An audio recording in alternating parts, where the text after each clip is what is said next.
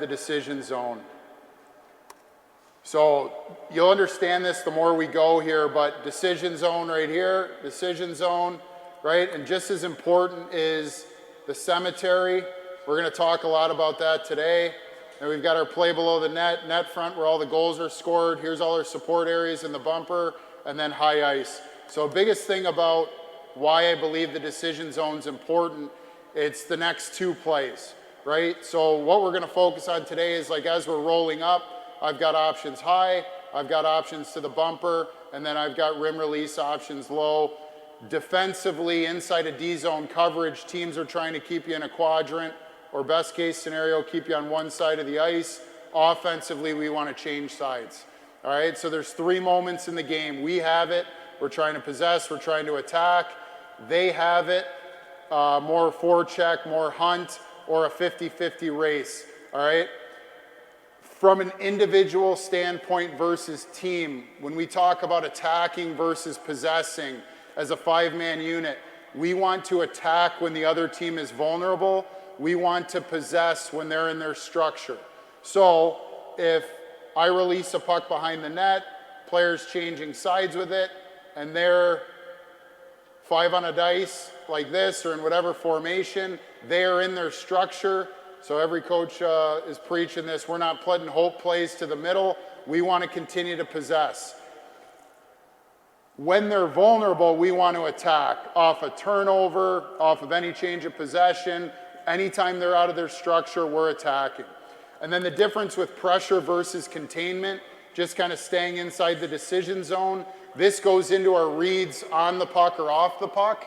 And if I've got the puck, I'm making a read to where my pressure is. Is this guy angling me up? Is he right on me? Where's the support? If this guy creates a stall or creates a stall, we need to have second quick support, similar to what Coach Muse talked about, and then we're just running our routes and filling space. All right, so we're gonna really focus on the possession part of this, but the first part of the presentation and a lot of the clips are showing guys getting out of the cemetery and releasing pucks.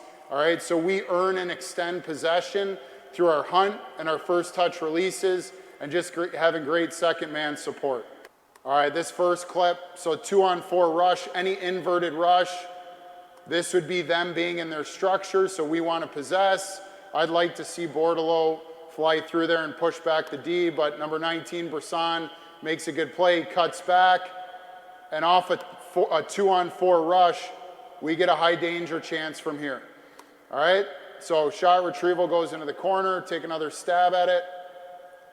Now, when we talk about pressure versus containment, whether you're the puck carrier or reading off the puck, you can see we got a guy in the decision zone, 34 is out here. We got a guy at the net front. We do not want guys supporting pucks in this area, all right? Anytime we're in that cemetery, that's when teams are gonna close, they're gonna outnumber, and they're gonna swarm, all right? But what this clip is going to show is number 21's making a read that the defenseman 24 is going to deliver this puck. That's why he's there. If he didn't feel he could deliver it, he'd probably roll out for more support, and it'd be something like this. All right, but this is an example of when we lay pucks to the cemetery, that's when we allow the other team to create a stall, and then now they're going to outnumber, and we're in a tough spot. We can't possess pucks.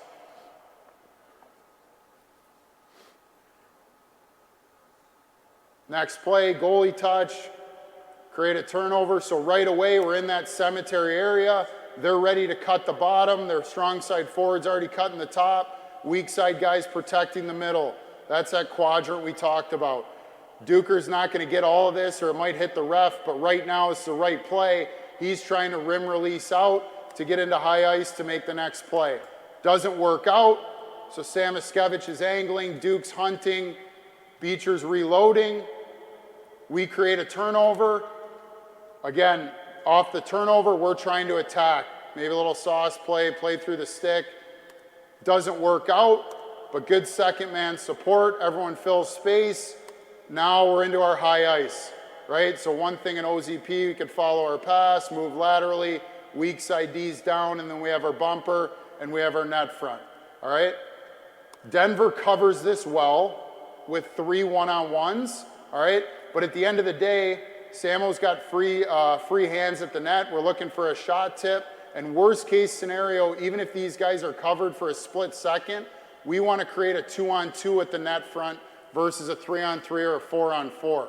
So when we're in the decision zone and we talk about getting into high ice, we're trying to pull people away from the net to make the next play. So from a nothing play, we get a high danger chance close to the net. Coming through the neutral zone, they're in their 1-2-2, protecting middle ice. We place a puck to space. Great shoulder check by Samo. He's got no play here. He's in the cemetery. They're cutting the top, they're cutting the bottom, they're in the middle, so we want to release pucks. Johnny finishes his route. He goes low to high right away. Now we're in our high ice. We have an opportunity from this area up for a 3-on-2 and to attack the net and converge at the same time. Nice play by Duker. When you break down a player, now we definitely have a numerical advantage, and he's going to look for Blanky here who wants this back and makes a play. Again, right here, we'll talk about this later, facing pressure versus getting your butt out, all right? But Duker's got the right idea. He tries to release it just a little bit out of Blankenberg's handle. That would be another way to release pressure out of the cemetery. More neutral zone play. We want to enter to possess. We don't want to chip it in if we don't have to. But Jimmy realizes that there's no play, so he's going to rim release behind the net. Great shoulder check by Van Wy. He's got his ass out, because if he faces this player, he's going to get stripped. Another release. Now we've got all their guys low. We get into high ice off a line change. Bumper with free hands, net front battling to get there. Truscott makes a nice play to Moyle in the middle. Now we're back in the decision zone. Notice that we're not supporting down here, all right? Good bumper support, guys at the net front. If he were to swing it, right now it should just go low to high and we're gonna hit it. He rolls up, takes a shot at the net, doesn't work out, but what I'd like to see is Husey on the weak side coming into this spot. If he doesn't drag this guy down, he's open. If he does, we've just opened up this whole pocket of ice for him to give it to Trusk and move laterally. He could also chuck it to the weak side for a release. And then we're hunting, and worst case scenario, we're back above it. All right, ozone face-off, we win it, D to D. So right now, to me, when I see Wisconsin, I see them in their structure. So our next play should be to possess. I'd like to see Samo pop or have the weak side D come over and Samo can stay here and we can create a 3-on-2 up high and then attack downhill. But we deliver it. We get on the retrieval. Johnny rolls up. Samo moves out. Duker's at the net front. There's our 1-3-1 structure. We get a shot on net. Blankenberg's looking for the weak side release, makes a read not to go, and then Duker out battles two guys. Again, back to the bumper with a quick play. Our weak side D's active, and he gets a nice one-timer off. So I'm going to play this back, and this, when we do this, we're talking to the coaching staff, we're talking to the skills coach, we're talking to the video coach about the pre-scouts or post-game review. So like right here after this draw, we drag their winger all the way out. He loses body position right here after he goes to hit the defenseman. So when we roll back up, he's out of position, that's why he's open, okay? If he were in position and he was to cut the top based on their D-zone structure, he would still be open. If they play the dot line in their D-zone structure, then we would just go low to high and then walk the blue and get into our movement. So going into weekends, we can also dictate what our options are going to be, and then we let the players play. Win a draw, release it behind the net. In the cemetery, Beach reads that Postajov's in a tough spot, so great second man support. Samo moves from bumper down, which frees up this space. And we get a bit at the net. Always traveling towards the net. Back up to the decision zone. We got a soft area support. We're not supporting in this area. And then there's movement. Watch Beecher real quick. This is the only thing I'd like to tweak. So he does a good job of moving out. I wouldn't mind seeing him traveling back towards the net, and then Mikey can make a read, and he can pop out for a high tip from Summers.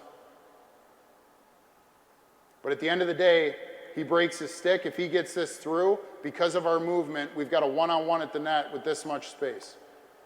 Puck goes back into the corner. We're in the cemetery. We got to get out of there. And then here's an example, and you can just see that it does nothing. Beach is supporting low. This guy just shadows him. So Mikey actually makes a nice release play with a weak side chuck to Sam Iskevich, and then we're right back into the decision zone. All right? All right, stay with me here, guys. So same setup.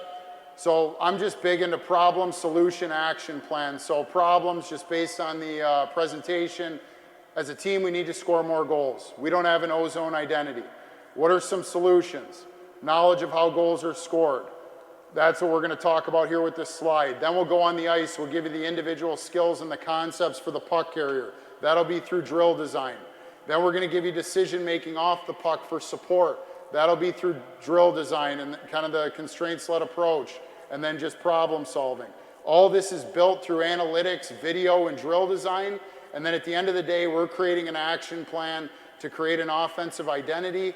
And then for Michigan, our offensive identity, the guys don't know this yet for next year, is CPR. So creativity, predictability, and then responsibility. All right, we're going to let our players play, but we're going to be predictable to each other as we run our routes and fill space. And then we're going to be responsible that if our defenseman ends up at the net front, we've got guys covering them and we're above. All right, so I'll kind of fly through this, but this is what I would call the scoring square. So it just shows in different areas where the goals are scored. 40% of goals are scored at the net front. So moving backwards on that, if 40% of goals are scored at the net front on the final shot, where's the origin of the pass or the rebound or the broken play? Does it come from here? Does it come from here? So the answer is the number one origin of a goal that's scored at the net front before it happens, the origin comes from the net front. Number two would be high ice, and then number three would be play below the net. So as an example, if you're a coach and on an entry you're driving wide and you want shot volume and you're saying to chuck everything to the net, well actually there's way more rebound goals scored off of the origin being inside the square than it is outside the square. So for our players, if you're outside the dots, you're a playmaker. If you're inside the dots, you're a goal scorer. And I'm just keeping it in simplistic terms. All right? Moving down to this down here. This is a breakdown I did of every single goal scored 5-on-5 in the NHL a couple of years ago. So the shot classifications are deflections, in-stride shot attempts or carries. That's anytime you have the puck for more than 2 seconds. Off-pass shot attempts would be anything within 2 seconds. Off rebound is self-explanatory, and same with broken plays. So we won't focus on the entries today. Totals you can take a look at, but inside of O-zone play, think of drill design. If I'm doing a drill where I come up, I cut back, and then I come around the circle and shoot, I'm telling you that only 7% of goals in zone are guys carrying pucks into scoring areas. I bet it's like 3%, because most of the in-stride shots are D-walking the blue line from here with 6 guys in front of the net in traffic. So this gives us a base of knowledge of our style of play, how we're going to develop players individually, and then what we're going to do as a team unit. And then for any kids working on goal scoring, 54% of goals are scored off the pass. Everything you do when you're working on shooting should be off the pass. So between O-zone play and how goals are scored, well, even 93% of goals are scored a certain way outside of carrying the puck into that area. And I would say that especially youth coaches and even junior in college, we work on carrying pucks into that area 93% of the time.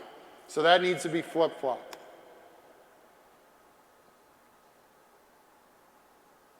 All right, you guys ready?